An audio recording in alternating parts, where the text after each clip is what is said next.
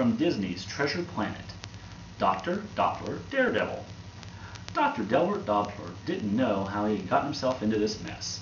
There he was, standing atop a cliff on a Solar Surfer with 15-year-old Jim Hawkins, who was about to launch them into the Ethereum on a narrow plank of metal powered by energy panel sails.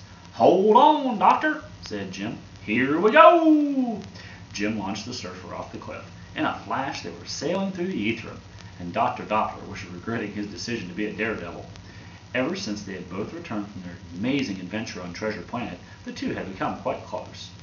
Doppler had thought solar surfing would be a fun bonding experience, but now he wasn't so sure. The unadventurous doctor hadn't expected to get roped into solar surfing. He stifled a scream as the Solar Surfer rode currents of air and floated towards the port of Benbow far below them. Jim, an expert solar surfer, was in complete control. In fact, he was going easy on Dr. Doppler. If Jim had been surfing on his own, he would have been free-falling and rolling and twirling through the air, but he didn't want to scare his passenger. Nevertheless, Dr. Doppler was having a hard time keeping it together. His hands gripped the crossbar so tightly that his knuckles turned white, and Jim could feel the surfer trembling beneath his feet as a result of the doctor's knocking knees. But Dr. Doppler wanted to put on a brave face. "Oh, wow, Jim," he said through clenched teeth. "This is awesome." "Really? You like it?"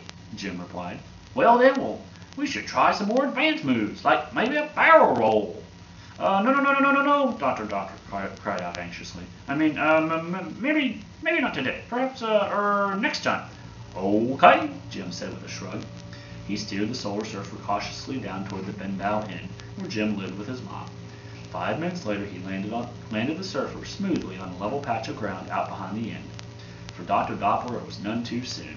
He leaped off the surfer and stooped to kiss the solid ground. Then, realizing that Jim was looking at him funny, he straightened up and cleared his throat. Thank you, Jim," he said with a slight quiver creeping into his voice. "That was really, exhilarating." Jim smiled. "So, maybe I'll take you solar surfing again sometime." Dr. Doppler flushed, unprepared for the question. That sounds, terrifying, terrible.